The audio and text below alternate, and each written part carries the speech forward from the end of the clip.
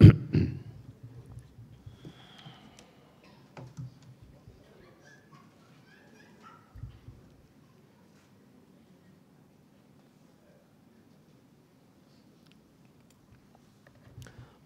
بالله من الشيطان الرجيم.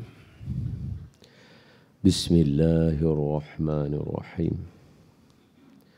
السلام عليكم ورحمة الله وبركاته. الحمد لله رب العالمين، والصلاة والسلام على أشرف الأنبياء والمرسلين وعلى آله وصحبه أجمعين. سبحانك لا علم لنا إلا ما علمتنا إنك أنت العليم الحكيم. رب اشرح لي صدري ويسر لي أمري واحلل عقدة من لساني يفقه قولي. أما بعد، فيا عباد الله اتقوا الله، أوصيكم وإياي بتقوى الله، فقد فاز المتقون. قال الله تعالى في كتابه الكريم: أعوذ بالله من الشيطان الرجيم.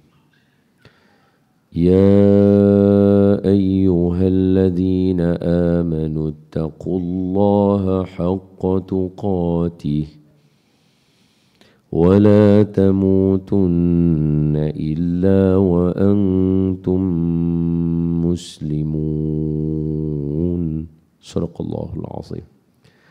Hai orang yang beriman, bertakwalah kamu kepada Allah dengan sebenar-benar takwa, dan janganlah kamu mati melainkan mati sebagai seorang Islam. Terima kasih kepada pihak surau sudi memberikan jemputan kepada saya untuk mai tahun ni lagi. Dulu saya mai tahun ni masa dengan arwah Tuanku Datuk Ismail Kamus. Semoga Allah mencucuri rahmat ke atas roh almarhum Tuan Guru. Amin. Jadi kali ni mai. Kali itu pakai sorban. Kali ni sorban tertinggal. Daripada pagi duk pakai songkok, duk rasa macam ada benda atas kepala dah. Tadi nak salin, Allah, sorban pula tak ada. Dah lah tajuk sunnah, tak pakai sorban pula. Sejanggal pula. Jadi terima kasih pihak surau atas jemputan dan saya amat menghargainya. Seterusnya yang saya hormati dan saya sayangi, Imam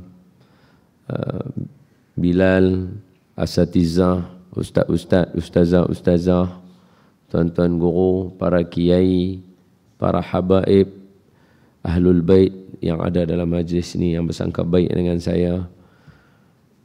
Semoga Allah merahmati pertemuan kita pada hari ini, insya-Allah. Seterusnya, tuan-tuan dan puan-puan, abang-abang, kakak-kakak, muslimin, muslimat yang saya kasih sekalian, kita doakan dalam perhimpunan kita ramai-ramai hari ini secara hybrid. Dalam ni, di luar dan juga ni, surau punya pun buat juga ni. Kamera ni rasanya mereka buat agak kot belah dalam. Kamera atas tu mereka buat agak. Jadi, dengan ramai kita berhimpun malam ni, mungkin boleh sampai 2,000 malam ni. Kita berkumpul yang ramai-ramai, pasti ada wali-wali Allah. Jadi kita doa supaya yang pertama, Allah sudi mengampunkan semua dosa kita. Amin. Yang kedua, kita mohon agar Allah sudi menerima semua amalan kita, khususnya amalan kita di bulan Ramadan yang lalu. Amin.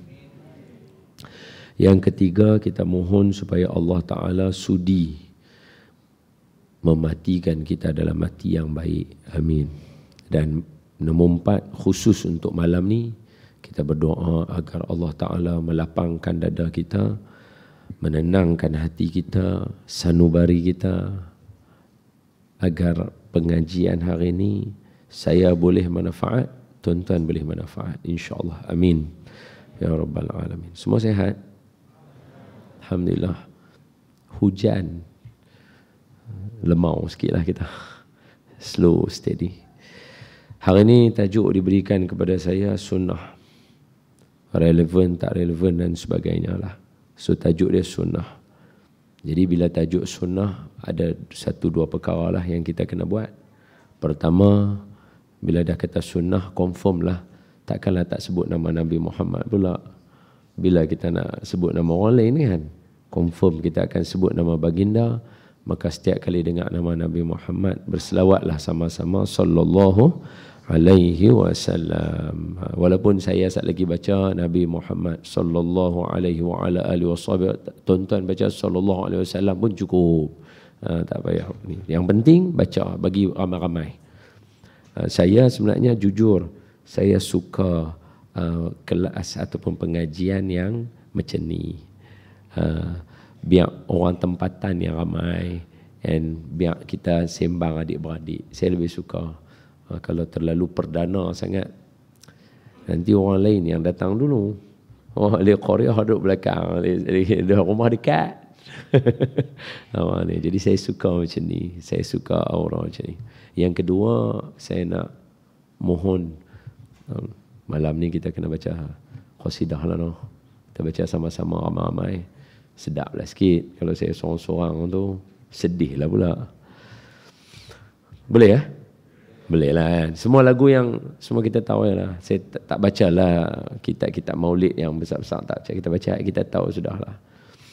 Okey, dengan kesepakatan itu, marilah sama-sama kita mulakan majlis dengan baca surah Al-Fatihah. Kita niatkan hadiahkan kepada junjungan Nabi kita Muhammad sallallahu alaihi wasallam, ahli keluarga baginda, isteri-isteri baginda, sahabat-sahabat baginda, dan sekalian kaum muslimin muslimat, mukminin dan mukminat. Niatkan dalam hati kita juga segala kebaikan, segala amal soleh.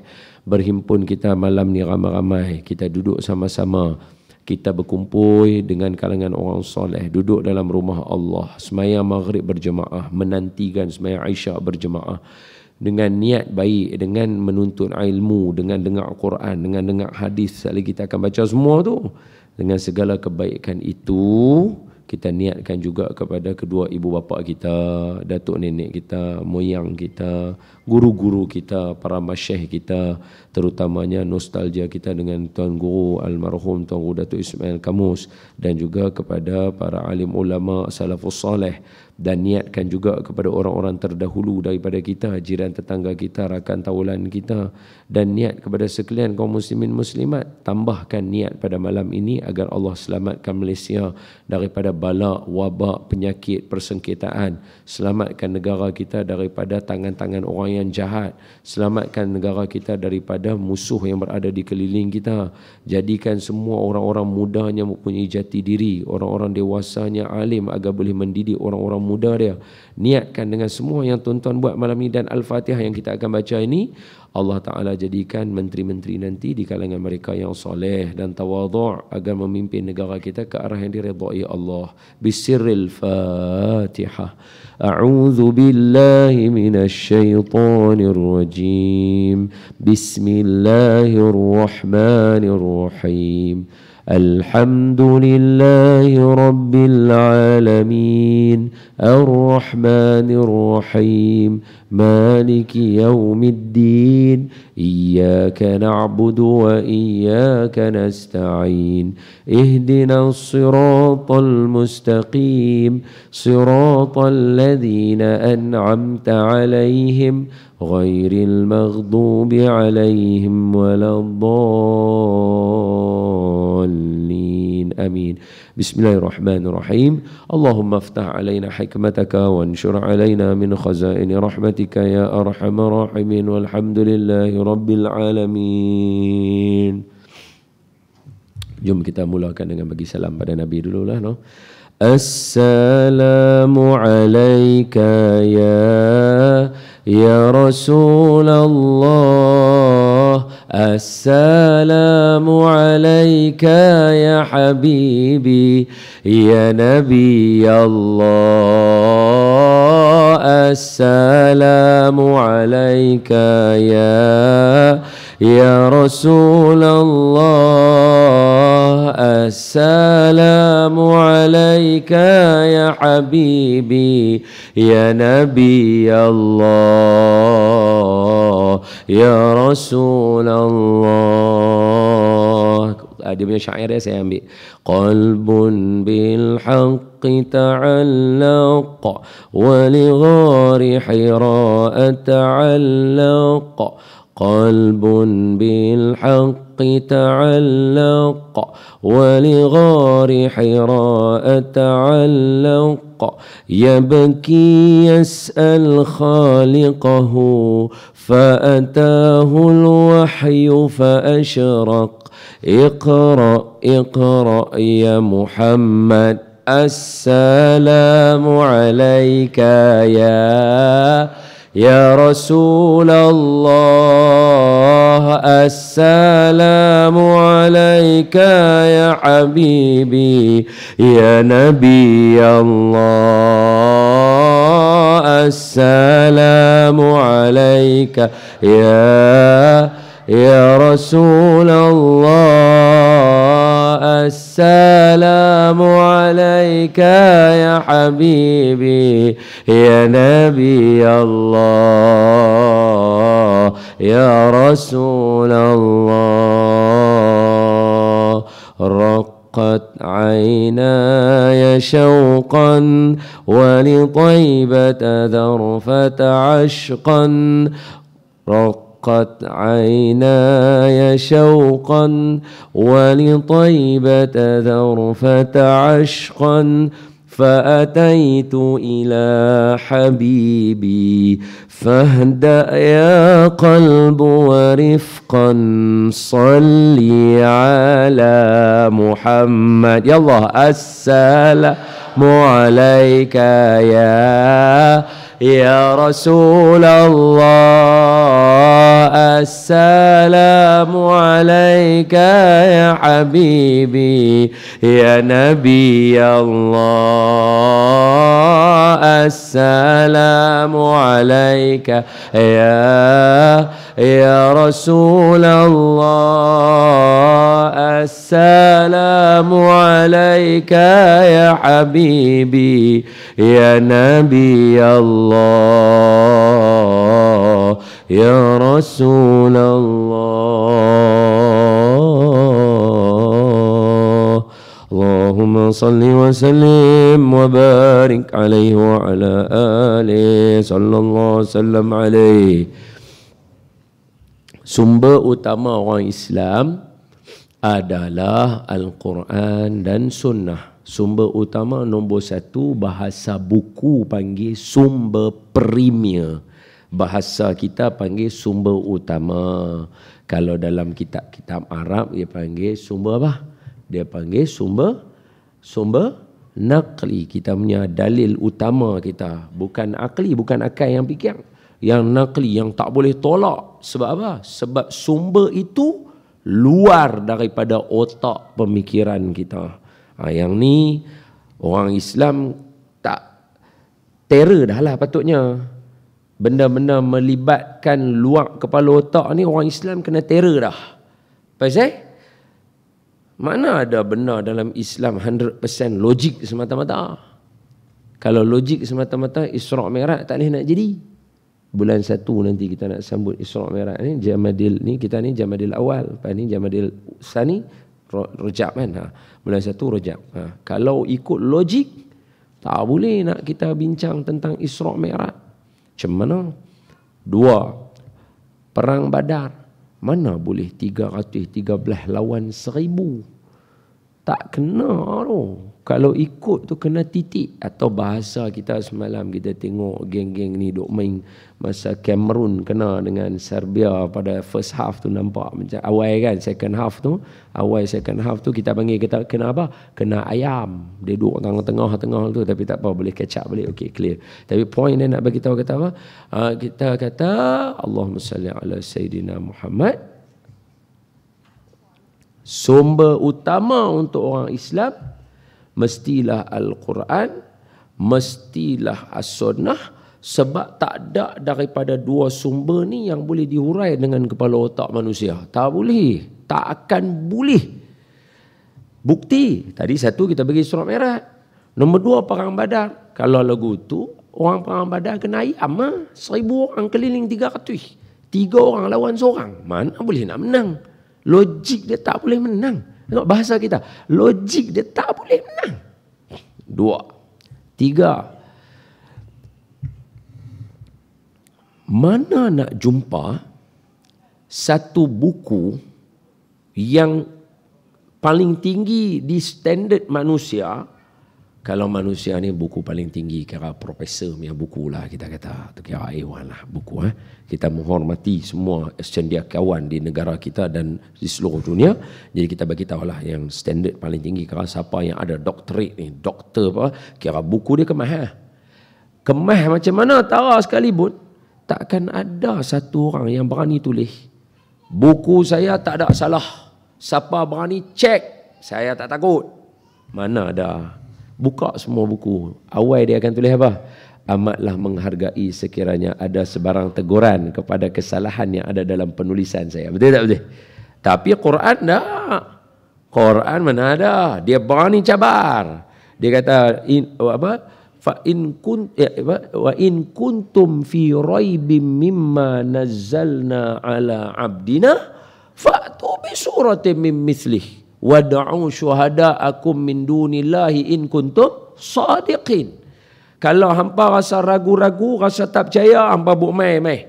Dan cabaran ini tak pernah tutup selama 1444 tahun. Tak pernah tutup walau sekali dan sesaat. Tak ada di kalangan orang Islam mai bagi tahu kata memandangkan teknologi makin canggih dan boleh jadi nanti orang search apa dapat kesalahan dalam Quran. Jadi kita tak, ayat ni dah tak relevan lah. Jadi Quran tak terbuka kepada mana-mana cabaran dah. Cukup hampa lakum dinukum waliyadin. Tak ada. Cabaran ini selama mana ada langit dan bumi, selama mana ada bintang dan bulan dan matahari, selama itulah dituntut untuk siapa saja nak bawa dan keluarkan kesalahan yang ada dalam Quran, please do so. Memang kita minta. Bukan kita sombong, tak. Ayat Quran. Bila kita ayat Quran, sunnatullah. Allah memang cabar. Allah kata, kalau hampa boleh buat sekok lalat, mai buat. Macam sebahagian orang kata manusia ni tiba-tiba dia berkumpul, dia daripada tak ada kepada ada, saat lagi dia jadi makhluk apa semua. Kita kata tak apalah kalau hampa rasa, kalau kata kita nak setuju dengan mereka sekerat pun tak apa, kita setuju sat dulu. Lepas tu kita bincang dulu, kita tanya, okey lah ni kalau kata manusia tu dia boleh buat, manusia boleh buat apa? Lah ni buat hak yang sama macam manusia. Lah ni pun dia tengah buat robot naik tangga pun jatuh lagi. Macam mana boleh kata ni? Buat robot mana nak ada perasaan. Paling simple, robot nak bubuh iman lagu mana? Iman ni kepercayaan boleh lah. Tak boleh. Tak akan jadi. Jadi sekali lagi, dengan hujah-hujah ni menunjukkan Al-Quran adalah sumber utama orang Islam dan diikuti dengan hadis. Tang sini timbul persoalan dan masalah. Sini tak apa. Untuk budak kecil jerit no problem. Yang problem bila orang tua jerit. Kalau orang tua tiba-tiba jerit, itu problem. Budak biarlah budak. Kan dia buat apa? Lagi larang lagi dia buat. Biar. Kita latih telinga kita bagi steady. Okey, tengok. Yang di sini timbul persoalan. Pasal sebab dia melibatkan orang. Bila ada orang boleh tuntut. Orang boleh apa kita kata? Orang boleh pinpoint ataupun orang boleh tunding jari bukti kesalahan. Sebab apa? Manusia tak boleh lari daripada buat salah. Sebab itulah timbul ada golongan yang tak percaya kepada hadis Nabi. Pasal macam mana pula Nabi pun manusia? Okey. Jadi jom kita pergi yang pertama. Al-Quran sumber utama Allah sebut dalam Al-Quran. Allah kata apa? Allah kata, inna nahnu nazzalna dzikra wa inna lahu lahafizun. Kami buat turun Quran, kami akan jaga dia. Alhamdulillah. Alhamdulillah. Islam kita tak tahu dia punya rentak dia macam mana, tapi menjadi sunnatullah. Kok tuan-tuan tak perasan, sajalah saya cerita. Takut tuan-tuan tak perasan, saja aja saya cerita. Saya nak abang kata, dah Farid dia main jumpa member dia. Tak apa, boleh. Duduk tu, tak apa, relax. Okey, tengok.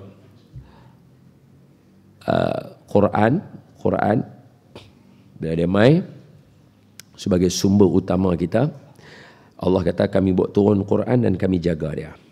Saya tak tahu nak sebut macam mana kat tuan-tuan, tapi kalau tuan-tuan perasan dia punya sen dia, orang Islam punya, dia main satu tempat atau dia duduk tang tempat tu, dia berkembang elok, orang kata dia ni penyangak, depa ni orang jahat, bunuh depa.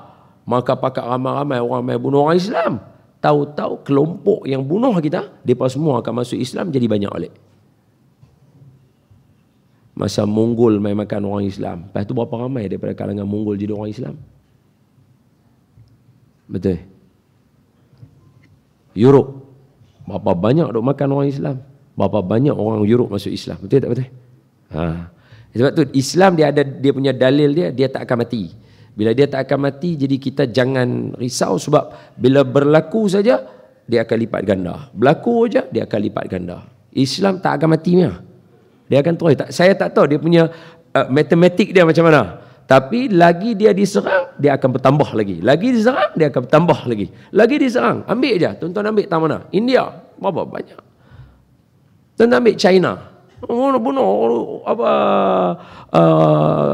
dia punya klan. Berapa ramai orang masuk Islam? Jepun, negara-negara Kyrgyzstan, berapa banyak masuk Islam? Second largest agama dalam dunia.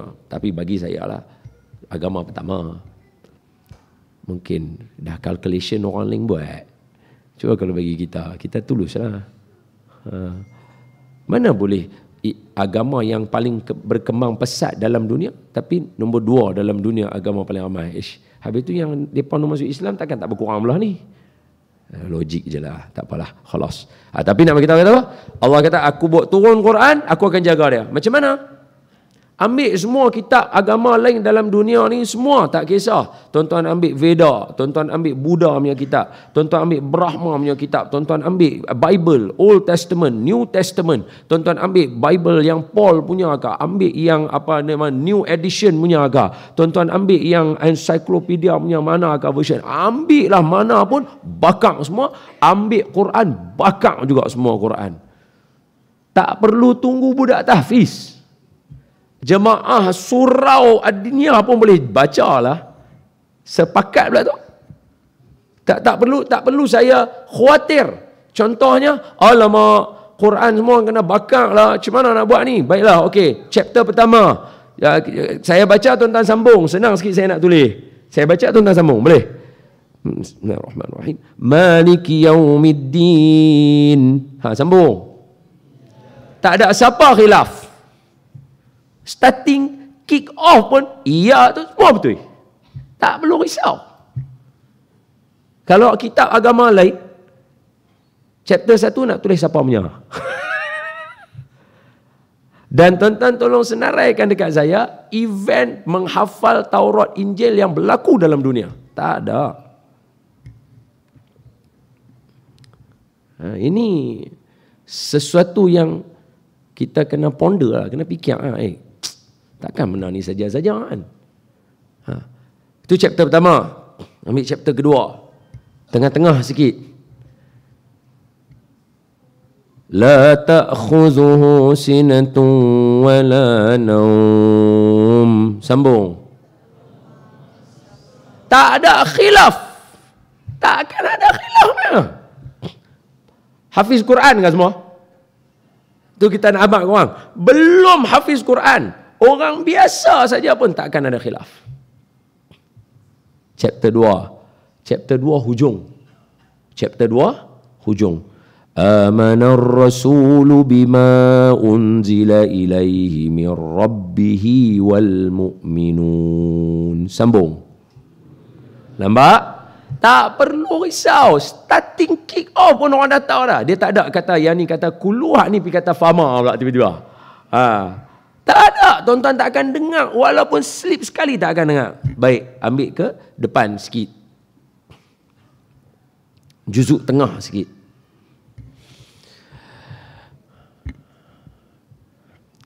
قيما لينذر بأسا شديدا من لدنه ويبشر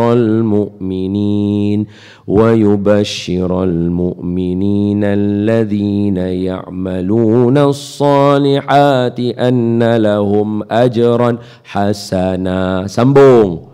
Ma kisi. Confirm. Kick off dia. Ma. Confirm. Tak akan ada siapa khilaf. Tu Quran, tu kekuatan tu tak akan dapat pada kitab-kitab yang lain. Ni bukan menghina ke apa, bukan merendahkan, bukan. Saya nak abang kata kekuatan yang ada pada Al-Quran, adakah pada tamin sarinya kah? Atau kekuatannya kah? Dia tak. Quran ni hafalannya. Bagi je siapa.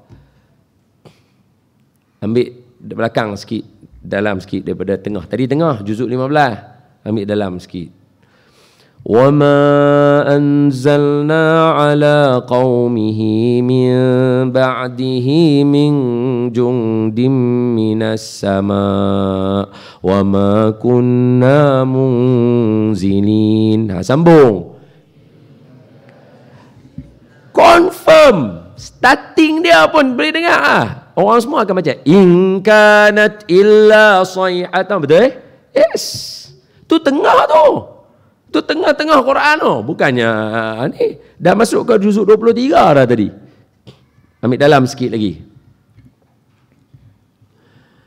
Laisa liwaqa'atiha kadhibah khafidatur rafi'ah idza rujjatil ardu rajja. Sambung.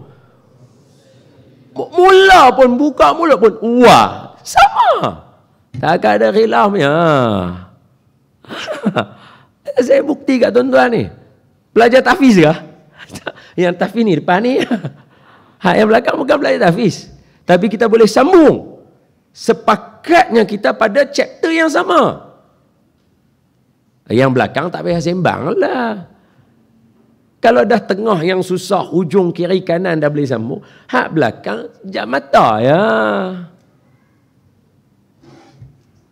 Allazi khalaqal mauta wal hayata liyabluwakum ayyukum ahsanu amala wa huwal azizul ghafur. Sambung.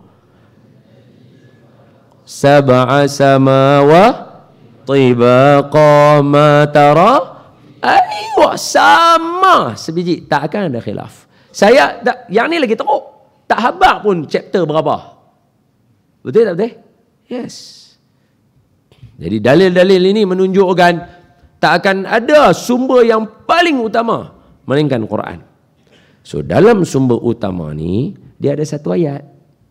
Ayat dia ialah wa ma atakumur rasul fakhudhuhu wa ma nahakum anhu fantahu. Apa yang dibawa oleh Nabi ambil, apa yang ditinggalkan oleh Nabi tinggal. Apa yang ditegah oleh Nabi tinggal. Kata Allah Ta'ala, di sinilah dalil hadis. Mana boleh orang belajar Quran semata-mata? Sebab kalau siapa nak belajar Quran semata-mata, tak mau Nabi, tak mau ulama. Ni saya pesan ni elok. Zaman sekarang ni tapi tahfiz ni semua ni. Ingat elok. Zaman sekarang ramai orang yang insaf. Bagus, tak salah. insaf daripada biasa. Sekarang dah pegang tasbih, dah mula ada tasbih digital, datang pun mai semayang duha, dan amalannya bagus. Bila bercakap pun Masya Allah, Subhanallah, Tabarakallah, itu bagus. Saya tak kata tak bagus, tak ada langsung saya nak menghina atau memek muka saya nak cerca, tak ada, bagus. Cuma berubah mesti dipandu. Sebab kata Sayyidina Umar radhiyallahu anhu wa ardah dalam artikel yang ditulis oleh IKIM FM. Ini bukannya calang-calang media. Depa ada depa punya research artikel depa semua. Dia tulis apa?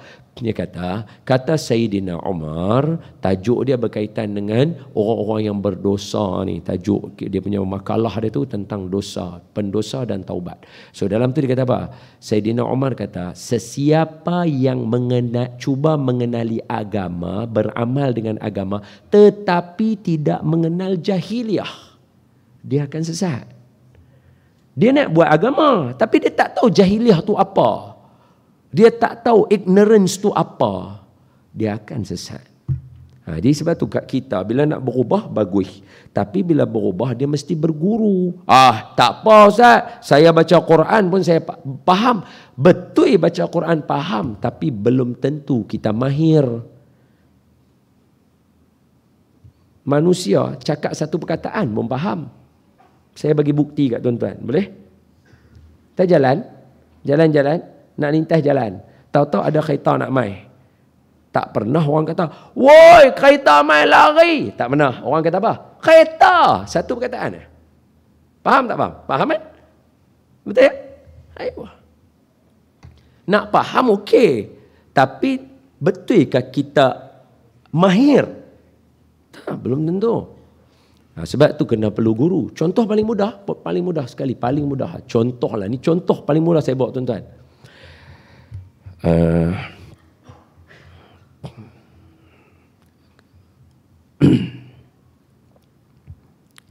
Allah sebut diri Allah dalam surah An-Nur. Allahu nurus samawati wal ard. Ayat ni saya baca bukan sebab apa. Arwah Datuk Arundin bila dia nak syarah tajuk payah ni, dia mesti bagi ayat ni. So saya pun bagi ayat ni je lah. Datuk Arundin kata, mampu ayat ni, mampu. Dia kata nak syarah macam mana. Okey, tuan-tuan tengok saya baca.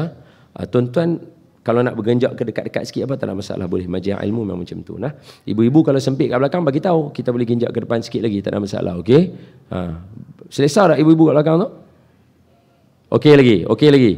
Okey, kalau tak selesa bagi tahu. Tak ada masalah. Itu majlis ilmu dia memang macam tu.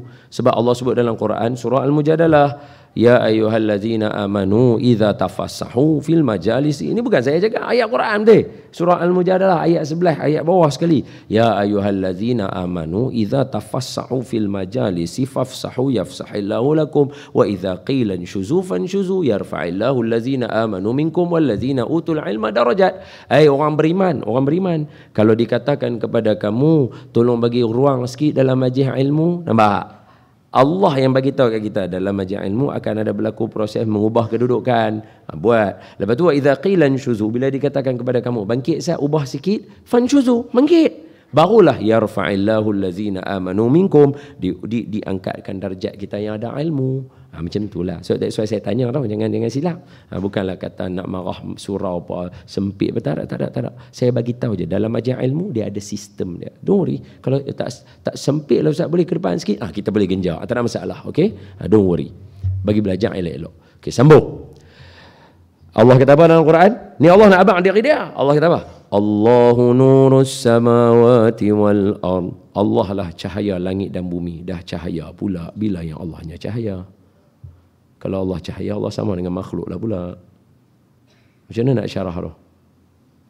Mathalu nurihi kamishkatin fiha misbah. Al-misbahu fi zujajah. Cahayanya itu seperti satu sinaran yang ada dalam kaca. Al-misbahu fi zujajah. Kaca tu duduk dalam bekas. Az-zujajatu ka'annaha kaukabun durriyun. Kaca tadi tu dia seperti bintang pula dah. Tuan-tuan tengok cerita Men in Black ke ni? Tuan-tuan nak cerita apa? Tuhan nak tuan-tuan bagi macam mana? Tak boleh, melainkan kena ulama syarah kat kita. Kalau kita nak baca, nak faham macam mana? Kalau satu ayat kita tak boleh faham, macam mana kita nak faham satu Quran? So kita perlukan huraian. Tak akan ada orang boleh hurai Quran baik melainkan Sayyidil Wujud Nabi Muhammad sallallahu alaihi wasallam. Jadi dari situlah datangnya sunnah Nabi. Sunnah Nabi sumber utama yang kedua. Sumber dia ada dua, satu sumber utama, sumber sekunder. Sumber utama ada dua, Al-Quran, ada sunnah. Tajuk diberikan pada saya, baru masuk tajuk. Tajuk diberikan kepada saya, sunnah Nabi relevan. Jadi sunnah Nabi lah yang kita nak bincang. Jadi tajuk kita bincang hari ini saja nak tanya, sumber utama ke sumber kedua? Sumber ada dua, sumber utama, sumber kedua. Sumber utama ni pecah dua, ada Quran, ada sunnah. So saya tanya tuan-tuan, tajuk kita bincang hari ini sumber utama ke sumber kedua? Yes. So sumber utama, tuan-tuan kena dengar elok-elok. Sebab disebabkan sumber utama ni lah orang tak faham, habis cacah marbah seluruh dunia pula tu. Kita kata la ilaha illallah, kesian semua orang. Tuan-tuan tengok saya elok-elok. Sunnah Nabi, apa terjemahan dia? Paling simple aja. Tak usah susah-susah. Sunnah Nabi adalah apa? Tak ada. Sunnah Nabi apa? Simple dia. Tuan-tuan dengar saya sebut, tuan-tuan pun boleh hafal. Apa dia? Ma wa sunnah. Apa itu sunnah? Ma uzifa ilan Nabi. 3 perkataan dia. Ma uzifa ilan Nabi. Apa-apa yang patah balik dekat Nabi. Itu je sunnah. Sunnah ma uzifa ilan Nabi. Apa-apa yang takluk balik pada Nabi. Semua benda. Jadi bila kata lagu tu, umum banyak. Nabi tidur, Nabi makan, Nabi berjalan, Nabi menyembang, Nabi bernasihat, Nabi khutbah, Nabi lena, Nabi apa lagi, pergi toilet, Nabi berkawan, Nabi ziarah, Nabi naik kenderaan. Kan banyak. Jenuh lah. Maka ulama' mai kat kita. Ulama' lah bahagi. Ma'uzifa ilan Nabi. Apa yang patah balik kat Nabi ada 3. Satu, apa yang Nabi kata. Kedua, apa Nabi buat. Ketiga, apa yang Nabi diam. Pasal itu tak boleh senang-senang habaq ke orang, hang buat apa benda Nabi tak buat. Tak boleh. Sebab ada benda yang Nabi tak buat tetapi sunnah. Saya bagi 3. Jom kita tengok satu-satu. Sebab tu saya kata tu, siapa yang kata ni hang buat apa ni, benda Nabi tak buat. Siapa kata lagu tu nampak tak mengaji. Walaupun tak kira dia doktor ke, profesor ke, ustaz ke apa ke, siapa, kalau orang awam lagi telah lah. Siapa yang main-main kat kita, ni hang buat apa ni, benda Nabi tak buat. Bid'ah, tahu apa ni? Berdosa pula tu. Neraka, sesat. Hanya sebagai istilah, hampa buat apa benda Nabi tak buat. Salah tu. Sebab ada benda yang Nabi tak buat tapi sunnah. Dia duduk tak mana? Patah balik kat Nabi ada 3. Satu yang Nabi buat. Kedua Nabi kata. Ketiga yang Nabi diam. Mari tengok saya ajak tuan-tuan satu. Pegang elok. Soalan. Apakah sukan-sukan sunnah? Satu. Memanah terbaik. Dia ajak fokus. Tarik. Lepas elok. Pum, lepas. Okey, cantik. Tapi tak lepas 2. Lepas 2 jatuh. Lepas belakang lah. Okay. Mana? Yang kedua. Oi, hari ni ramai orang makin naik kuda. Betul apa? Dia nak jaga badan. Dia bagi semua badan bergerak. Lagu tu. Geduguk, gedegak. Bagi badan tarik. Sekali balance. Sekali nak buat lagu tu. Yang ketiga. Berenang. Sunnah Nabi. Betul apa? Ni, betul. Siapa yang berenang dia tahu lah. Kuat. Betul. Lagu tu. Main lagu tu. Ambil nafas. Jaga pernafasan dalam. Pelajar-pelajar tahfiz. Every week ada untuk berenang dan sebagainya. Hebat. Lagi? Habis 3 tu ya? Tak ada tambah lah. Gusti masuk tak? Gusti masuk tak? Masuklah tu sunnah Nabi. Apa? Tulang baginda kemas saling kuat mencengkam, rukanah tertewas lalu memeluk Islam. Boleh? Nabi Gusti sunnah Nabi. So ada banyak lah kan. Baik, soalan. Dalam banyak-banyak sunnah Nabi tadi, tuan-tuan bagi tahu kat saya. Bukan saya tak kata tahu. Saya tanya, tuan-tuan jawab. Saya berlakon balik ya, betul? Saya kata, yang pertama, tuan-tuan kata memanah, saya tunjuk. Yang kedua, tuan-tuan kata ni. Yang ketiga, Saya tanya tuan-tuan. Tuan-tuan jawab saya. Sunnah Nabi yang ketiga adalah berenang. Tuan-tuan habaq saya. Laut mana Nabi berenang?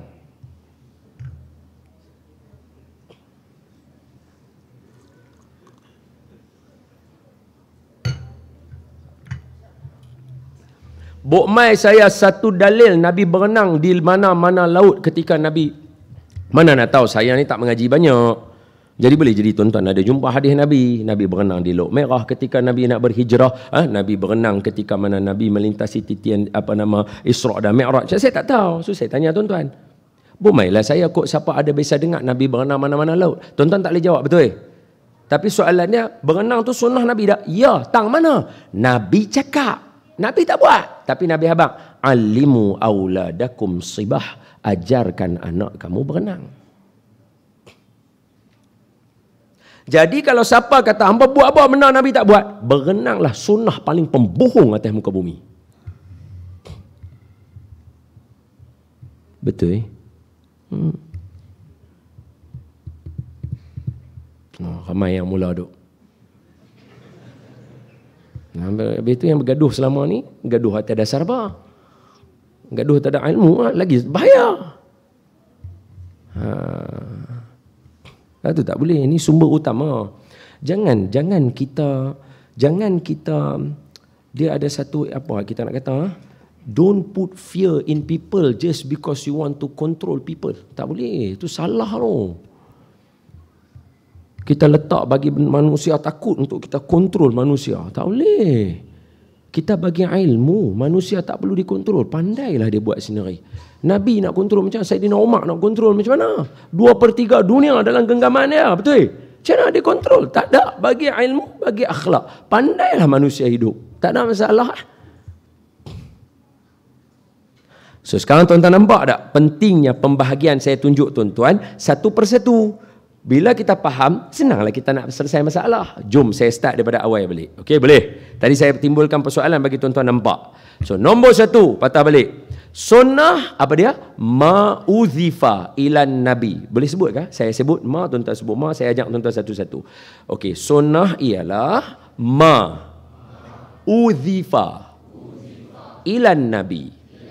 Maksudnya apa? Apa-apa yang balik kepada Nabi. Sama ada 3 benda. Sebab tadi banyak. Sebut satu-satu jenuh lah. Nak senarai satu-satu. Payah lah, penat lah bila nak mengaji ni. So, ulama' bahagi 3. 1, perbuatan Nabi. 2, percakapan Nabi. 3, Nabi diam. Tanda Nabi setuju. Tapi maksud kat sini, diam. Diam ni saya kena hurai.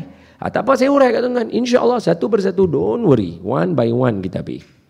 Teneng. Nombor 1. Apa yang saya tanya lu, cara saya duk buat ni berat ke? Tuan-tuan rasa penat ke? Ke tuan-tuan faham? Ke penat rasa macam awak? Aku rasa macam dulu dalam universiti. Tidak, saya bagi contoh-contoh je lah. Senang kat tuan-tuan. Okey.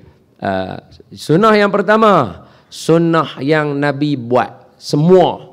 Yang mana Nabi buat, ada bahagi kepada 5 hukum. Ni tuan-tuan kena ingat. Hukum tak boleh keluar daripada 5. Dia ada 5 aja. Wajib, halal, sunnah, harus, makruh, haram. Ada 5 saja. Dia tak ada hukum yang lain. Takkan ada. Orang kata habis tu yang orang kata bid'ah. Bid'ah itu jenis yang kita buat. Hukum tetap 5. Mana boleh tambah hukum? Hukum ada 5 ya. Mana ada lebih? Sunnah Nabi yang wajib. Apa dia? Semayang 5 waktu. Nabi semayang tak 5 waktu? Semayang. Jadi sunnah tak? Ya. Tapi apa hukum dia semayang 5 waktu? Wajib hukum dia. Nabi bayar zakat tak? Bayar itu sunnah Nabi. Apa hukum bayar zakat? Wajib. Apa-apa zakat? Zakat pendapatan, zakat semua zakat. Nabi puasa tak? Puasa. Apa hukum puasa Ramadan? Wajib. Apa hukum puasa Isnin Khamis? Sunat. Apa hukum puasa kalau saja-saja tak ada apa nak makan apa, buat puasa? Harus boleh, sunat boleh. Ada tak jadi wajib? Betul? Apa hukum puasa di malam hari tanpa makan apa semua untuk merosakkan badan? Tuan-tuan sendiri boleh jawab. Betul tak betul? Yes. Sebab apa? Hukum 5 tadi. Dia tak boleh lari. Okey, patah. Okay, so tuan-tuan tahu. So perbuatan Nabi, apa dia yang sunat? Semua. Tuan-tuan gosok gigi, tuan-tuan bagi wangi-wangi, tuan-tuan duduk, tuan-tuan buat macam-macam, tuan-tuan majlis ilmu, semua tuan-tuan buat, semua sunnah Nabi. Harus semua boleh ada, zikir, munajat apa semua ada, semua yang Nabi buat banyak. Kahwin tak boleh. Kahwin seorang sampai 4 je. 9 tak boleh, walaupun Nabi kahwin 9. Boleh faham? Itu hukum haram. Tak boleh ya? Mana boleh kahwin 9? Hak tu hanya Nabi saja boleh. Okey, habis. Oh, orang perempuan tak dengar. Habis tu selama ni dia gelak ke? Dia buat apa? Yang lagi ke depan sikit supaya perempuan boleh masuk. Lagi 15 minit nak habis dah.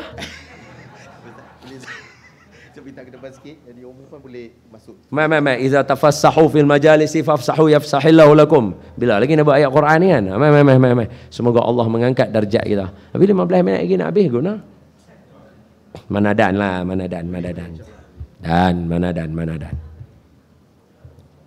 Dia kira kalau ubah Ustaz. Ni kalau ubah kedudukan dia tak reset masa. Tak ada. Boleh tambah. Dia kata ni kira start balik lah. Tak boleh kata. World Cup pun 14 minit. Aduh. Mai. Buat pelan-pelan. Saya dah abang lah tadi, tak ada masalah. Buat pelan-pelan. Slow, steady.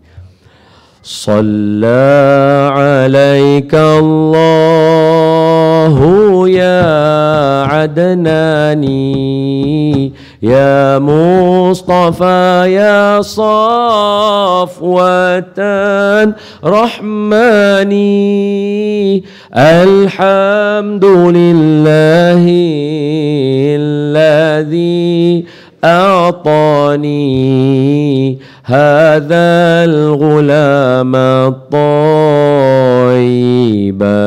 الأرداني هذا الغلام الطيب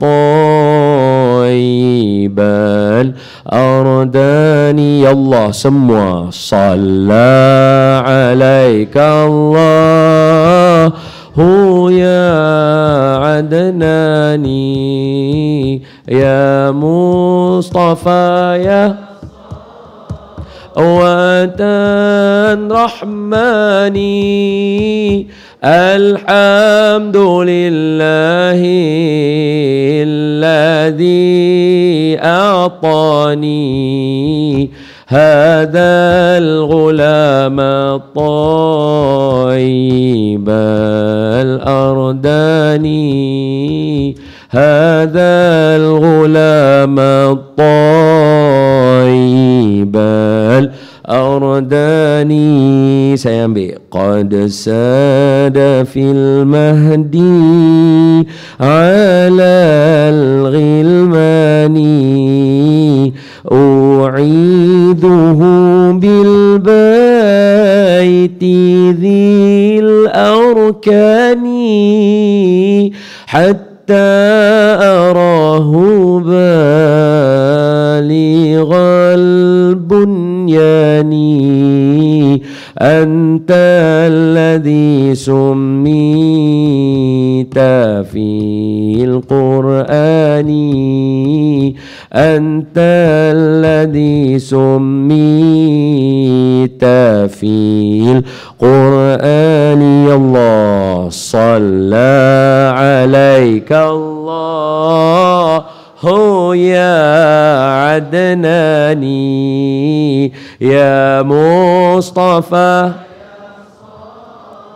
وتن رحماني الحمد لله الذي أعطاني هذا الغلام الطيب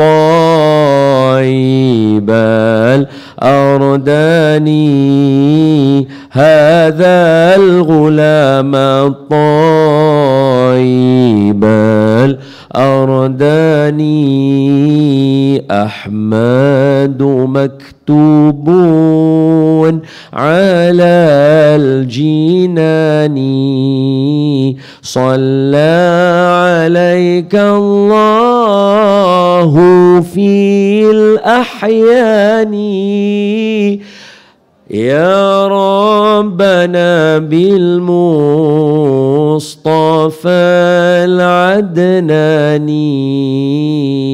اغفر ذنوبي ثم أصلح شاني اغفر ذنوبي ثم أصلح شاني يلا صلى عليك الله يا عدناني يا مصطفى يا صفوة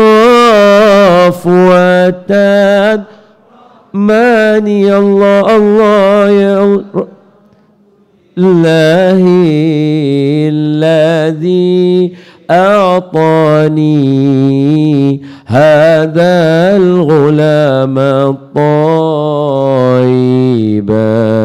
الأرداني هذا الغلام الطيب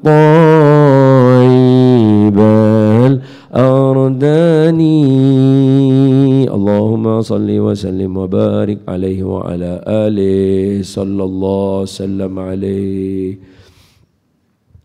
Sunnah Nabi yang pertama adalah perbuatan Nabi. Perbuatan Nabi ni semualah. Contoh paling mudah, Nabi kata, Sallu kama ra'aitumuni usalli. Semayanglah hampa semua macam mana hampa tengok aku semayang. Bila Nabi kata suruh tengok semayang, pasal tu semayang dia ada banyak pandangan. Contohnya takbir, kita akan pergi ke tengah tempat, kita tengok ada yang takbir lagu tu, ada yang takbir macam tu, ada yang takbir macam tu. Kita takbir macam ni, saja abang kat tuan-tuan, macam mana kita boleh takbir lagu ni? Pasal apa mazhab Imam Syafi'i takbir lagu ni? Kerana kebijaksanaan. Dengar elok-elok, bila saya kata kebijaksanaan Imam Syafi'i, Imam Syafi'i sudahlah, tak payahlah nak kata. Habis tu Imam lain tak pandai, tak kata pun lagu tu. Tuan-tuan suka makan apa? Saya bagi kat tuan-tuan pilihan. Nasi goreng, mi goreng, char kway teow. Tuan-tuan suka makan apa? Nasi goreng. Kalau saya tuan-tuan jawab lagu tu, pada ke kalau saya kata, habis tu char kway teow tak sedap? Mampu ya nak jawab lagu mana? Boleh faham tak? Sistem manusia pun jadi haywire. Jadi macam orang bengong sangat. Bila tanya soalan lagu tu. Jadi bila saya kata, dengan kebijaksanaan Imam Syafi'i, Imam Syafi'i sudahlah. Kita memang nak cakap Imam Syafi'i. Bukan makna kita nak tolak Imam Malik. Macam mana kita nak tolak Imam Malik? Imam Malik guru Imam Syafi'i. Jangan. Benda tak ada isunya buat isu. Macam itulah. Dengan kebijaksanaan Imam Syafi'i tengok semua hadis. Bila tengok semua hadis, Imam Syafi'i bagi tahu. Hadis yang pertama, takbiratul ihram, Nabi angkat tangan, sunatlah angkat tangan. Takbiratul ihram tu Allahu Akbar. Takbir kan? Bila saya kata, tuan-tuan, takbir.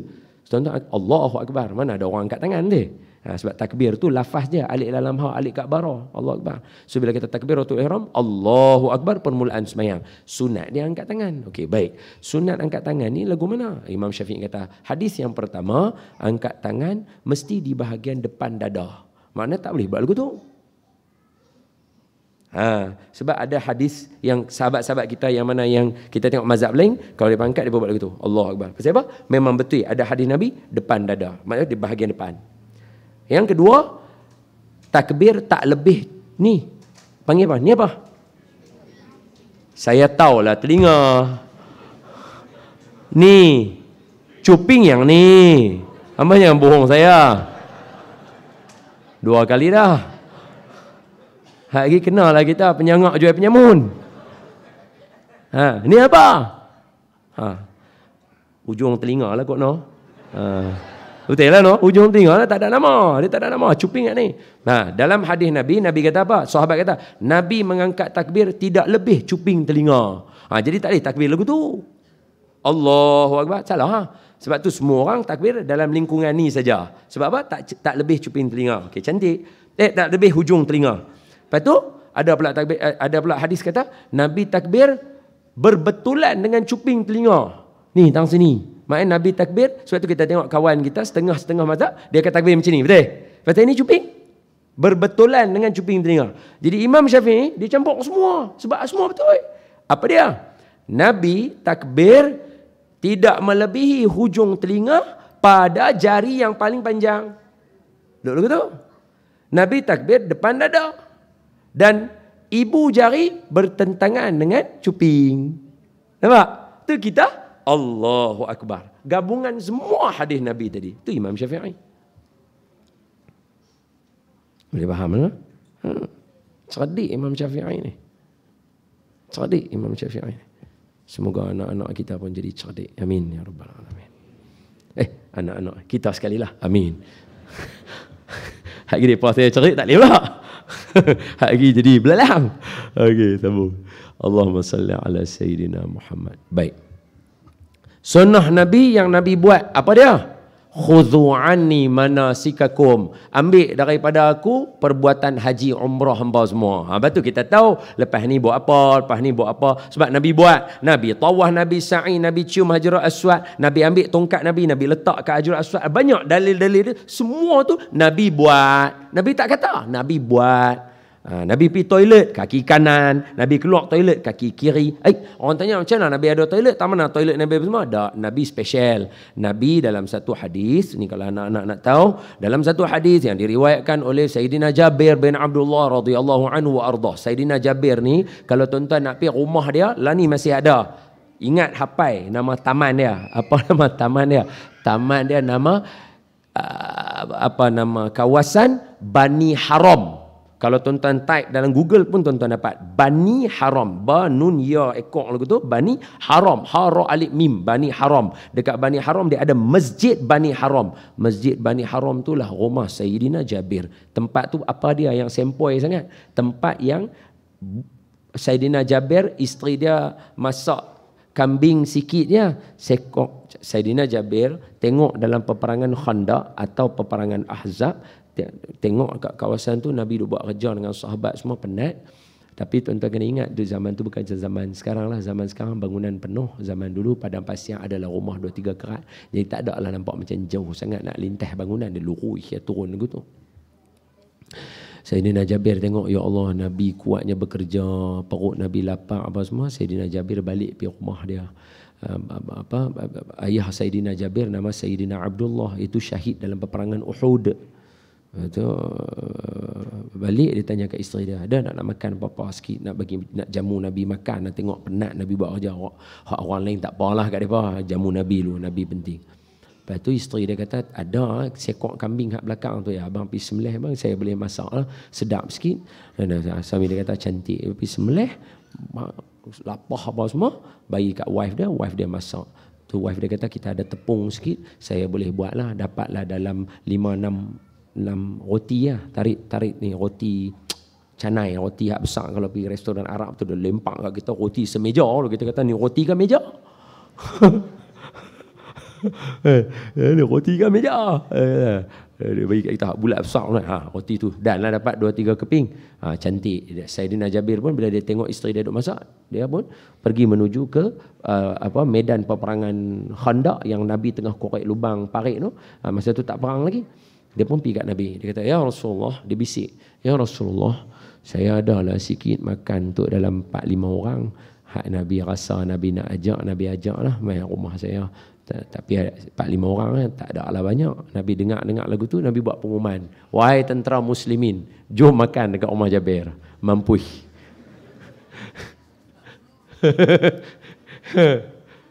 Walhasil Jabir pun tahu mampui. Balik dia, habaq kat wife dia. Dia pun takut juga. Para sahabat pun dia, salah satu ciri-ciri para sahabat dia pun risau dengan isteri dia juga. Jadi kalau kita risau, maknanya jalan kita lurus. Betul? Betul? Betul? Dia balik, dia pergi habaq kat isteri dia. Isteri dia mengamuk.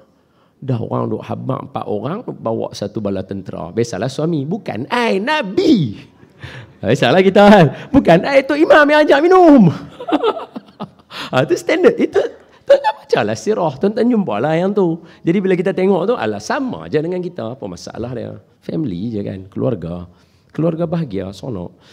Tu dia mak kat isteri dia, ni, yo, I dah jemput dah Nabi. Lepas tu, itulah, tu yang payah nak abang ni. Saya kata, awak, Nabi tak mau mai. Bukan, Nabi nak mai. Okey lah, apa masalah dia? Memanglah Nabi mai tu okey. Masalah dia, Nabi bukan mai seorang. Awak, Nabi mai 4-5 orang. Koyak seorang sikit lah. Betul lah, tapi Nabi mai 1 batalion. Bini dia kata, punca.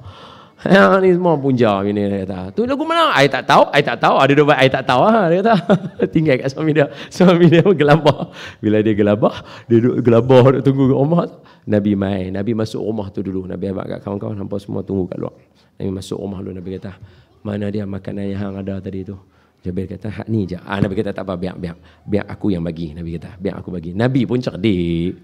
Takkanlah Nabi bodoh pula. Takkanlah Nabi tak dengar. Nabi, saya ada makanan untuk 4-5 orang. Lepas tu Nabi buat pengumuman. Ni kawan-kawan, Jabir mai ajak rumah. Mai rumah, tadi kata ada makanan. Takkanlah Nabi nak buat lagu tu. Nabi bukan bodoh. Nabi cerdik. Nabi fatanah.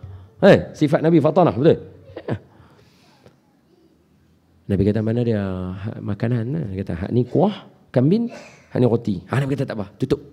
Biar aku bahagi. Ajak sahabat masuk sikit-sikit bagi mereka makan. Pelan. Walhasil, semua 1000 tentera makan. Semua 1000 orang tentera makan. Tambah, ulang, sampai kenyang. Sampai tak ada seorang pun daripada mereka yang kata, aku lapar. Sampai yang ada di kalangan para sahabat yang kata, aku macam makan untuk 2-3 hari sudah aku tak makan tu. Kerana memang balun betul. Saya yakin kita pihak masjid pun tak boleh nak buat lagu tu. Hak jenis boleh balun untuk 2-3 hari punya. Koyak kat tu. Poket tirai tu. Geng surau kalau buat lagu tu. Tapi Nabi punya mukjizat luar biasa lah. Sudah habis dah semua. Nabi tanya, ada lagi tak? Tak ada apa semua. Okay. Nabi kata, okey, jom Jabir, kita makan. Masa jom kita makan tu, buka lah, tutup tu. Sama seperti mana original masak tadi. Tak luak sikit pun. Itu mukjizat lah. Para sahabat. So rumah tu rumah siapa? Rumah Saidina Jabir. Apa nama taman dia? Taman Bani Haram. Rumah tu apa dia? Masjid Bani Haram. Tu rumah dia. Tuan-tuan kalau pergi sana, tuan-tuan pitang tu. Kat Madinah. Jadi hadis ni patah balik. Tak mana kita punya tajuk dia? Sunnah Nabi masuk toilet kaki kanan, kaki kiri. Betul? Nabi tak ada toilet. Tak mana toilet Nabi? Ini nak bagi tahu. Suatu hari Sayyidina Jabir radhiyallahu anhu wa ardah pergi mengikuti Nabi. Tiba-tiba dia tengok Nabi berjalan keluar seorang-seorang. Tengah orang duk kumpul ramai-ramai ni, Nabi beredar seorang-seorang. Nabi keluar, pergi jauh ke celah bukit Nabi pergi. Bila Nabi pergi tu, kata Sayyidina Jabir, ada ni kalau tuan-tuan nak buka, tuan-tuan buka lah dalam kitab. Ada banyak kitab. Dalam kitab Asy-Syifa bi Ta'rif Huquqil Mustafa ada. Dalam kitab Siyar Alamin Nubala ada. Yang ni Imam Az-Zahabi. Ni maulana hadis ni semua ni. Dia bukan calan-calan orang. Kitab Asy-Syifa tadi tu Qadhi Iyad, Al-Maliki, mazhab Maliki. Lepas tu kitab apa nama Wafaul Wafa pun ada. Banyak kitab ulama-ulama karang cerita-cerita lagu ni. Tuan-tuan kena baca lah. Kitab bukan nipih-nipih macam surat khabar, tebal-tebal. Baca. So Sayyidina Jabir kata apa? Kat belerang bukit tu ada satu pokok duduk kat atas, ada satu pokok duduk kat bawah. Duduk lagu tu. Nabi pi tengah depa. Nabi pi tarik dahan tu, Nabi tarik dahan tu, Nabi bisik, Nabi bercakap. Nabi tarik. Nabi macam tarik tu Nabi cakap, ni mai sat kat aku boleh ke? Nabi buat lagu tu. So, Nabi pergi kat bawah, Nabi tarik, Nabi bisik kat. Ni mai sat kat aku boleh tak? No, Nabi. Mukjizat sungguh. Sayyidina Jabir dia tengok kat belakang. Nabi buat. Nabi tarik. Pokok tadi tu yang duduk lagu tu, dia bergerak. Dia keluar, dia mai duduk tepi Nabi, dia melengkoi lagu tu. Jadi bilik untuk Nabi, jadi toilet Nabi. Itu Nabi kita sallallahu alaihi wasallam. So bila habis tu Nabi keluar, faham tak? Ada kaki kanan, ada kaki kiri, ada proses itu berlaku. Di kawasan-kawasan di Madinah ada toilet Nabi dan sebagainya. So ada proses kaki kanan, kaki kiri. Kalau tuan-tuan nak tengok lagi macam mana Sayyidina Ibni Abbas letakkan bekas ayak dekat depan toilet Nabi. Bila Nabi keluar, Nabi ambil untuk berwuduk. Nabi tanya, siapa sedia ayak ni kat aku? Dia kata Ibni Abbas. Nabi kata, Allahumma faqihu fid din. Banyak kali Nabi doa dekat Sayyidina Ibni Abbas, Allahumma faqihu fid din. Selain daripada letak tangan kat dada. Banyak. Okey, habis. Nah, tu pun Nabi buatlah. Meletakkan tangan kat dada anak kita daripada nak pergi sekolah, tuan-tuan doa, Allahumma faqihu fiddin. Khalas, itu sunnah Nabi. Okey.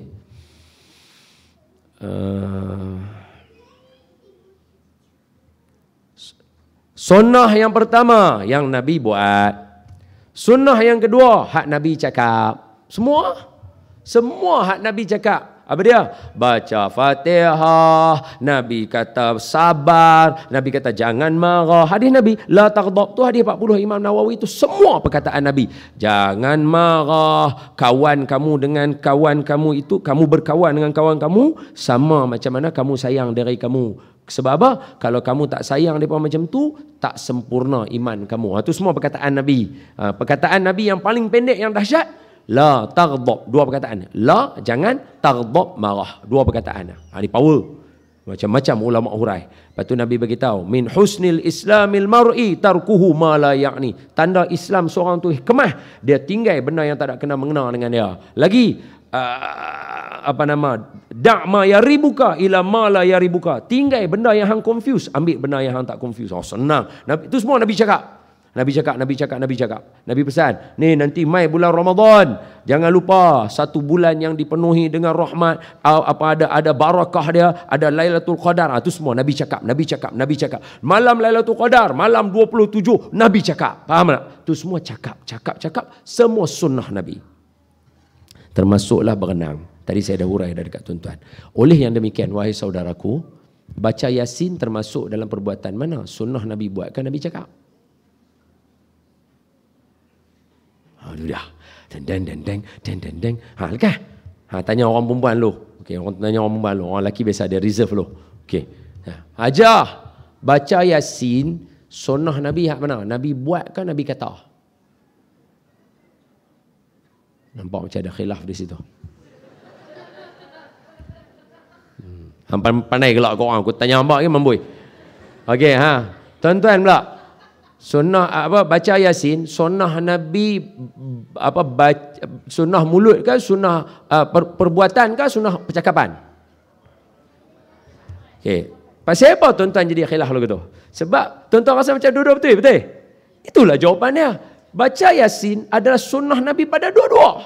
Nabi baca Yasin. Bukti dia, Nabi khatam Quran. Takkan tak baca Yasin? Mana boleh khatam Quran kalau tak baca Yasin? Betul tak betul? Yasin sebahagian Quran tak? Kita je yang bawa keluar bagi jadi kecil surah Yasin lagu tu duk pergi tahlil, betul tak betul? Jadi bila orang kata baca Nabi baca Yasin, kita duk ingat Nabi duk baca hak besar tu. Besar tu dia, Nabi Quran bergerak. Boleh faham tak? Jadi kalau saya tanya tuan-tuan, kalau Nabi khatab tuan-tuan, maafkan saya. Kalau menantu Nabi Sayyidina seorang lagi, Sayyidina Osman. Kalau Sayyidina Osman tiap-tiap malam khatam Quran dalam bacaan semayang dia, kalau hak tu menantu pak mentua, dia bukan kita lain. Kita jangan sama dengan kita. Satgi menantu tak kita lain. Kita standard depa lah. Standard pokok mai jadi toilet kot. Ini bukan standard kita. So kita bagi perumpamaan tadi lagi sekali ya. Boleh ya? So kalau menantu khatam Quran tiap-tiap malam dalam semayang, pak mentua takkan dia buat bengong duk lagu tu. Pak mentua lagi Maulana lah. So kalau pak mentua Maulana, macam mana pak mentua boleh Maulana kalau tak baca Yasin? Confirm lah mesti baca Yasin. Satu. Yang kedua, Nabi kan habaq kat kita. Tuan-tuan cuba buka. Ini saya satu pesan kat semua orang. Kenapa selalu ambil hadis ataupun cek hadis semua sekerat-sekerat? Ambil penuh-penuh. Baru kita faham. Contoh dia, Nabi kata apa? Siapa baca Yasin? Okey, soalan dia. Nabi habaq ada hari apa? Tak habaq betul? Umum. Siapa baca Yasin? So soalannya Nabi habaq ada hari? Ulama kata benda yang Nabi umum, kekalkan umum. Okey, so sekarang saya nak tanya, Nabi suruh tak baca Yasin? Nabi kata siapa baca Yasin. Maknanya Nabi suruh tak baca Yasin? Yes. Okay. Hadis tu Nabi kata apa? Siapa baca Yasin, pahalanya bersamaan dengan 10 kali khatam Quran. Itu hadis Imam Tirmizi tu. Itulah tok-tok guru kita terror. Mereka mewajibkan kita hari Khamis malam Jumaat baca Yasin. Supaya setiap minggu kurang-kurang ada sekali pahala 10 kali khatam Quran.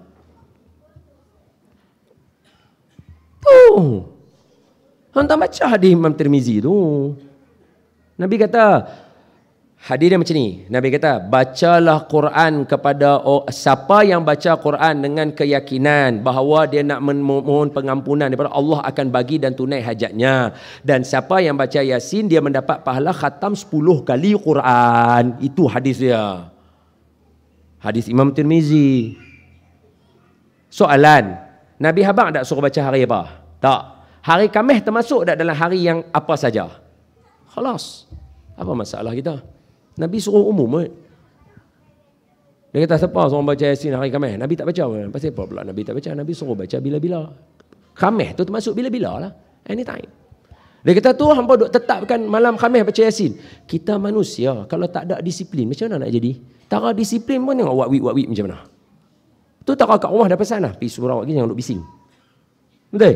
Tengok wak-wik macam mana. Tu tara dah bagi disiplin. Kalau tak ada disiplin nak suruh baca Quran. Saja.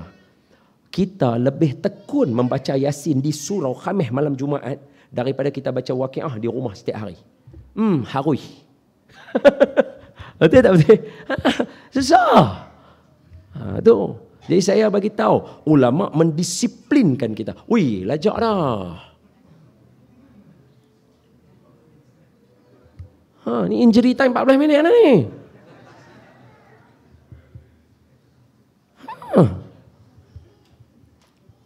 Jadi Nabi kata, sebab tu saya pasang kat tuan-tuan, Nabi bagi tahu kat kita, bacalah la ilaha illallah itu sedekah. Jadi ulama gabung, dah baca Yasin, baca pula la ilaha illallah. La ilaha illallah. La ilaha pasal apa? Sedekah. Itu sedekah. Hadis sahih 40 arba'in Imam Nawawi. Tuan-tuan buka. Kita hadis 40. Nabi kata, wa tahlilatu sadaqah. Dan tahlil itu adalah sedekah. Apa tahlil? La ilaha illallah. Tahmid, alhamdulillah. Takbir, Allahu Akbar. Tasbih, subhanallah. Tahlil, la ilaha illallah. Nabi suruh. Jadi membaca tahlil sunnah percakapan. Dia kata, cuba abang mai satu hadis Nabi baca la ilallah, la ilaha illallah, la ilaha. Abang mai ada hadis. Tak ada. Habis tu orang buat, Nabi tak buat. Nabi habaq. Boleh. Sama macam berenang tadi. Benar mudah ya. Dan terakhir, sunnah Nabi. Sunnah Nabi yang terakhir. Yang ni tuan-tuan kena dengar. Ni dalam segini. Tapi itulah dah habis masa dah ni. Yang Nabi diam. Maksud Nabi diam apa dia? Yang Nabi tak ada komen apa, tak buat apa, Nabi duduk kat situ, Nabi tengok. Contoh. Ni soalan ni selalu susah orang nak jawab. Apa hukum makan bob? Hajah, tahu tak bob? Bob dia bewok tau, tapi dia comel. Dia bukan macam bewok kita. Bewok kita tengok geli. Bewok dia comel. Comel elok tu. Kalau kita tengok pun macam kita rasa macam manja. Dia bewok ni, dia comel, dia bob. Dia kalau nak makan dia kena sembelih. Bob ni dia kena sembelih. Dia bewok pandang pasiak, kalau dia putih dia bersih salah. Dia bukan macam bewok kita. Bewok kita, oi, jangan main. Oi, time dia okey. Dia lepak duk buat malas lagu tu boleh. Time dia duk buat mengamuk, duk keluar mai, duk makan ayam apa semua. Oi, bewok kita. Bewok bob ni dia makan serangga kat padang pasir ya. Dia makan kalajengking, dia makan yang tu serangga ya dia makan. Bob. Apa hukum makan bob? Simple ya. Sunnah. Dia kata bila Nabi makan? Memang Nabi tak makan. Habis tu yang makan Sayyidina Khalid Al-Walid. Sayyidina Khalid Al-Walid sembelih. Nama pun Khalid Al-Walid. Nama pun kita dengar pun tahu dah dia ni balas semua macam ni. Orang kata apa? Pantang membujur lalu melintang patah. Sebab geng perang. Komando duk apa saja apalah. Lagi benda halal. Jadi Sayyidina Khalid Al-Walid dia ambil, dia sembelih, dia lapah buang, dia bakar lagu tu, tokak bagus punya. Nabi duduk sebelah. Nabi sentuh pun duk, ambil dak, tak minta dak, apa dak.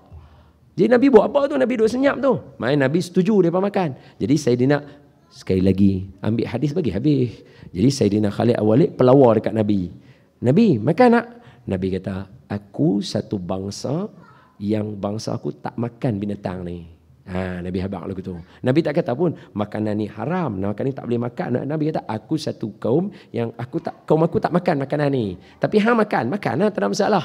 Jadi tang situ tu Nabi setuju. Bila Nabi setuju, hukum makan dhab sunnah. Memahami makan dhab ni lah akan jadi hukum kita semayang sekali lagi. Hampa semua ni mayang duk baca tambah Sayyidina Muhammad. Mana boleh tambah dalam semayang? Kita kata betul pula tak boleh tambah dalam semayang. Sahabat tambah steady ya. Bukan Sayyidina satu perkataan. Satu doa. Macam dhab tadi ya. Contoh dia apa? Tengok elok. Rut dia sama ya. Nabi tengah semayang, sahabat penuh belakang, Nabi imam. Nabi Sami'allahu liman hamidah. Nabi kata lagu tu. Apa jawapannya? Rabbana lakal hamd. Tuan-tuan kena ingat ni semua para sahabat, ni semua ahli syurga, ni semua jenis kawan-kawan yang sami'na wa ata'na. Nabi kata kanan, semua kanan. Kiri, semua kiri. Tak ada seorang pergi lari kanan. Dia bukan macam kita. Okey? Kita genjak, ada yang tak bergenjak. Kita bukan kita. Ni sahabat. Jadi bila Nabi kata Sami'allahu liman hamidah, Nabi kata lagu tu, depa semua akan Rabbana lakal hamd, sengap.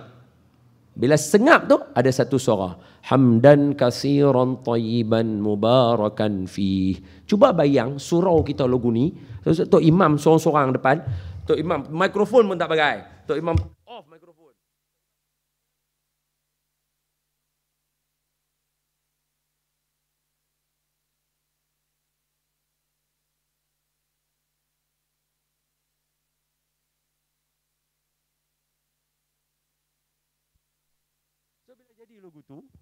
Bila jadi logo tu, semua sahabat tahu siapa yang cakap dalam semayang. Jadi bila habis semayang, Nabi beralih. Nabi tanya, siapa yang kata hamdan katsiran tayyiban mubarakan fih tadi? Nabi tanya. Soalan. Pasal apa Nabi tanya? Kalaulah Nabi suruh kita baca, ingat setiap kali Sami'allahu liman hamidah, bacalah oleh kamu hamdan katsiran tayyiban mubarakan fih. Kalau Nabi ajak kita macam tu, buat apa Nabi tanya siapa yang kata lagu tu? Mana Nabi tak pernah ajak. Sahabat tambah sebab dia nak puji Allah. So dia tambah hamdan katsiran tayyiban, Nabi bagi salam, Nabi kalih. Siapa yang kata hamdan katsiran tayyiban mubarakan fih? Semua senyap. Ni sahabat. Perangai ahli syurga.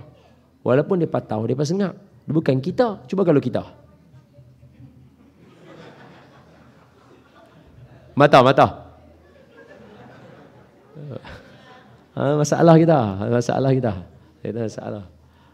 Sahabat, bila Nabi tanya, siapa yang kata manil qail? Siapa yang kata hamdan katsiran? Tunduk semua, takut. Senyap semua. Nabi tanya kali kedua. Tadi masa semayang bangkit, siapa yang kata hamdan katsiran tayyiban mubarakan fih? Saya boleh dengar. Senyap sahabat. Kali ketiga Nabi tanya. Okey, nampak tak? Patutnya kalau perangai Nabi dan sunnah Nabi yang kita kenal, Nabi dah tanya lagu tu, Nabi patut abang.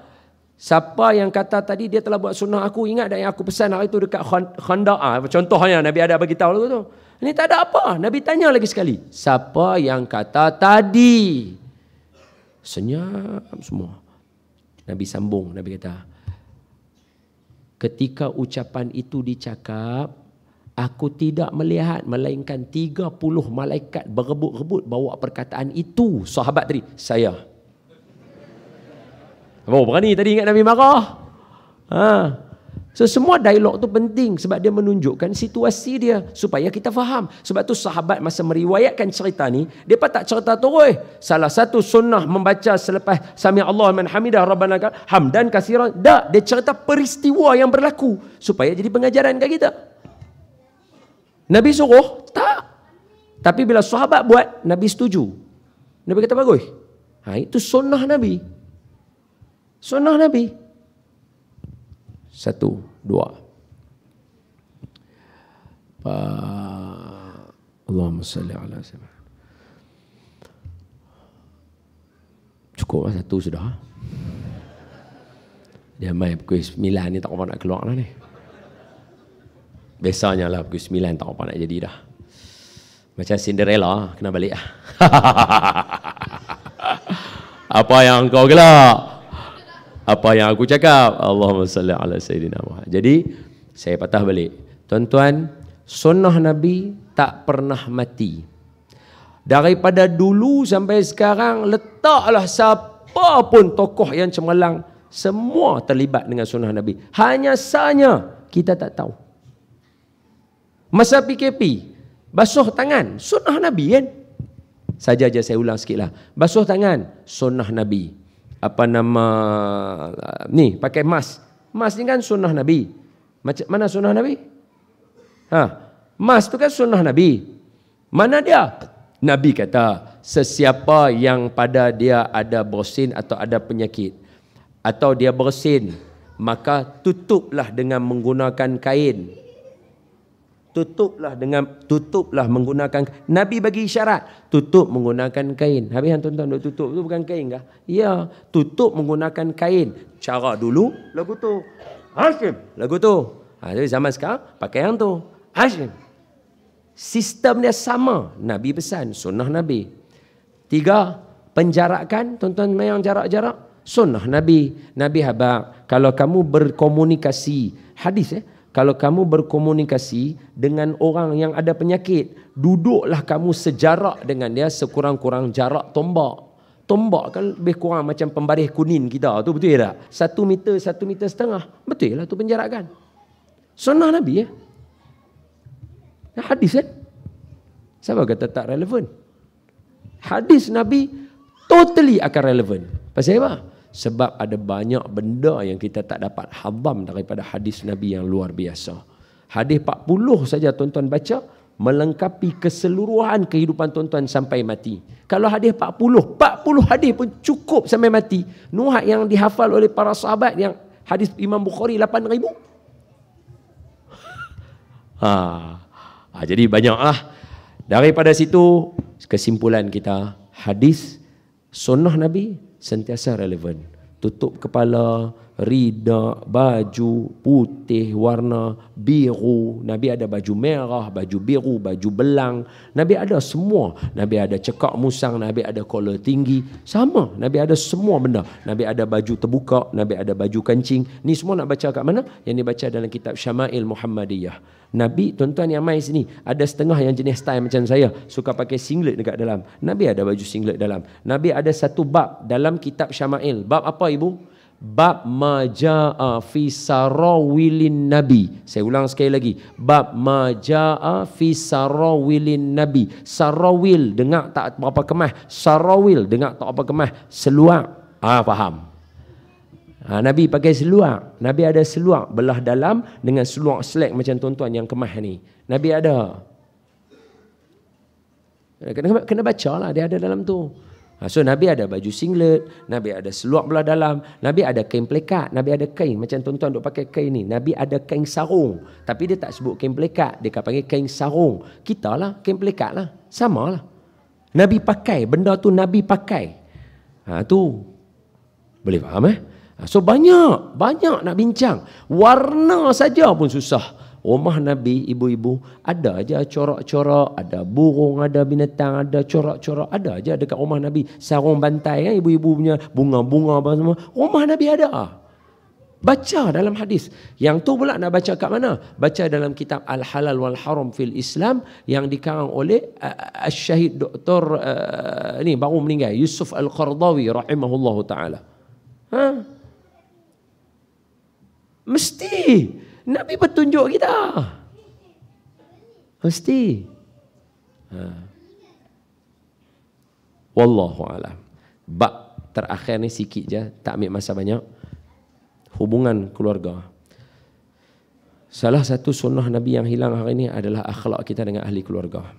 Kita boleh baik dengan orang luar, tapi kita tak boleh baik dengan keluarga kita. Saya cakap baik dengan tuan-tuan macam ni.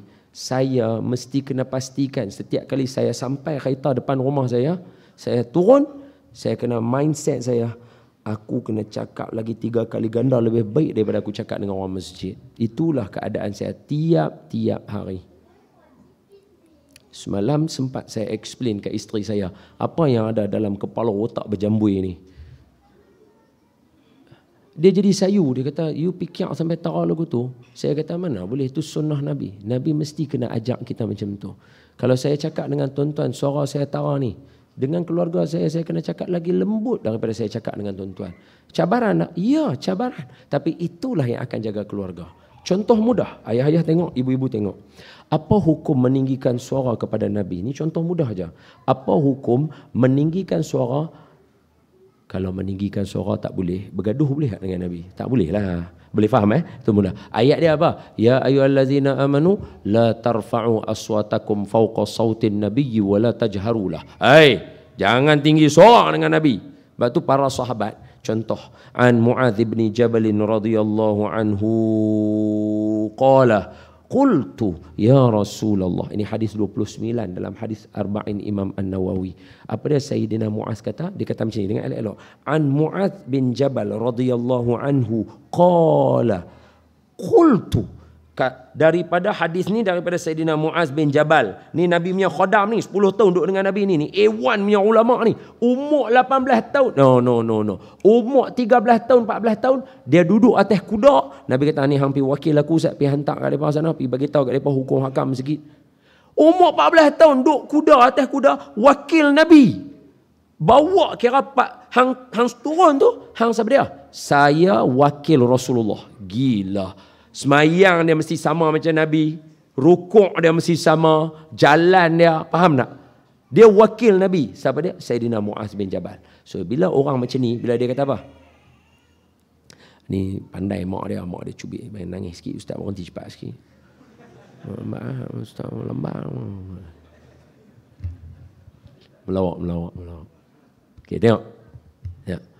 Sayyidina Mu'adz ni bukan calang-calawang. Okay, dia kata apa? An Mu'adz, daripada Mu'adz, hadis ni bin Jabal, Mu'adz bin Jabal. Qala, dia berkata, qultu, aku kata kat Nabi. Qultu, aku kata kat Nabi, ya Rasulullah, wahai Rasulullah, akhbirni bi'amalin yudkhilunil jannah wa yuba'iduni minan nar. Okey, so sekarang ni dia bagi tahu dialog dia cakap dekat Nabi. Soalan, macam mana dia cakap dengan Nabi? Sahabat dalam banyak-banyak riwayat disebutkan akhlak sahabat dengan Nabi, mereka bercakap dengan Nabi hampir-hampir nak jadi berbisik. Punya takut tertinggi suara dengan Nabi. Begitu akhlak sahabat. Maknanya kita boleh imagine, dia duduk dekat Nabi, dia bertanya, qultu, aku kata, ya Rasulullah, akhbirni bi'amalin yudkhilunil jannah wa yub'iduni minan nar. Boleh tak Nabi cerita kat saya benda yang saya boleh buat masuk syurga jauh daripada neraka? Begitu suara dia bercakap dengan Nabi. Sahabat muktabar ni. Power. Soalan. Isteri Nabi biasa bergaduh dengan Nabi ya? Tak, apa dia? Ya. Hang jangan silap. Hang ni cerita rumah tangga. 2+1. Ni tu saya nak abang, tu saya nak tunjuk kat tuan-tuan. Ni saya nak tunjuk kat tuan-tuan. Nak abang apa? Isteri Nabi jangan katakan tinggi suara. Gaduh pun biasa, lawan cakap Nabi pun biasa, tarik muka pun biasa. Saya bagi tahu kat tuan-tuan, sahabat Nabi, apa dia berkata? Ya Allah, Sayyidina Abu Bakar jalan, patah balik rumah, baru duduk Ustaz. Bangun balik. Anak dia tanya, Abah pergi mana? Pergi jumpa Rasulullah. Bukan Abah baru balik ya? Aku rindu tengok muka Nabi. Begitu para sahabat melihat wajah Nabi. Tapi main dengan isteri lah. Dia tarik muka lagu tu.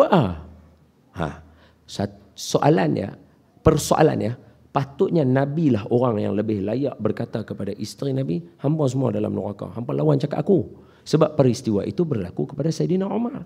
Anak Sayyidina Umar kan isteri Nabi, iaitu Sayyidatuna Hafsah. Betul? Yes. Satu-satunya isteri yang sempat diceraikan oleh Nabi, kahwin balik. Atas perintah Allah. Allah bagi tahu kata Hafsah ni perempuan baik, kahwin balik dengan dia. So Nabi kahwin. So maknanya ni jenis geng-geng macam ayah dia. Cengih tak ketahuan. Siti Hafsah ini. Itu isteri Nabi. Isteri Nabi. Oh, jadi suatu hari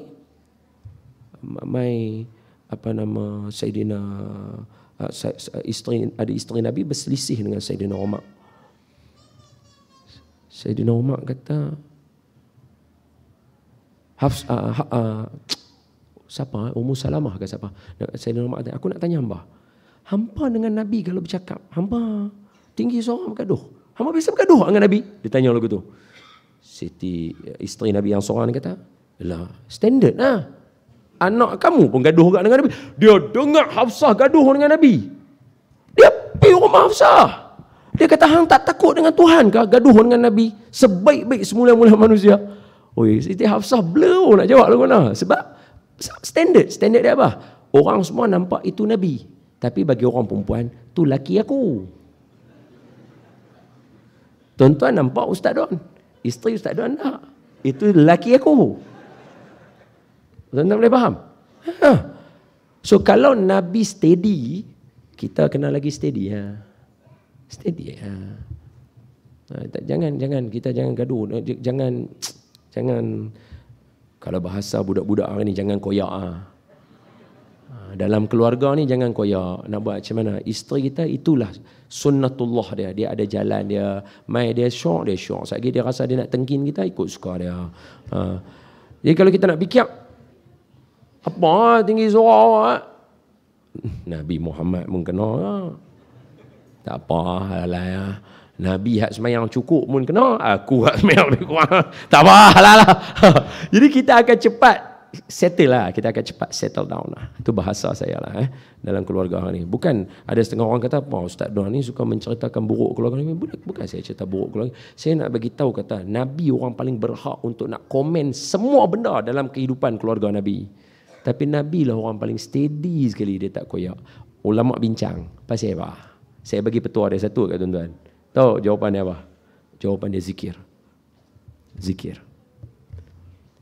Kan kitab Al-Azkar kan terbaik tu. Al-Azkar kan zikir harian Nabi. Bayanglah zikir Nabi terbaik tu hari-hari.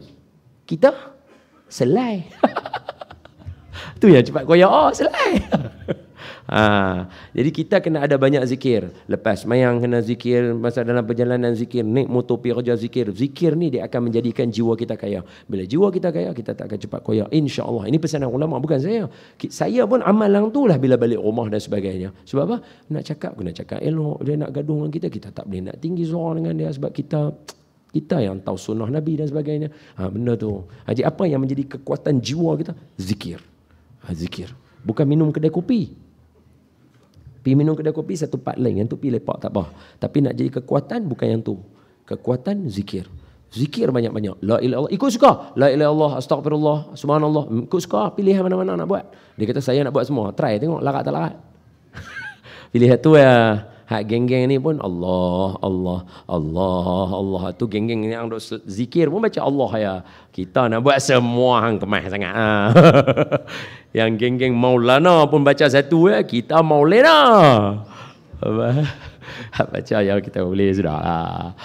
Wallahu alam. Terima kasih tuan-tuan sudi duduk bergelak ketawa dengan saya. Yang baik daripada Allah, yang lemah daripada saya. Sunnah Nabi akan relevan sampai kiamat. Hadza wabillahi taufik. Aqulu qawli hadza wa astaghfirullahal azim li wa lakum. Assalamualaikum warahmatullahi wabarakatuh.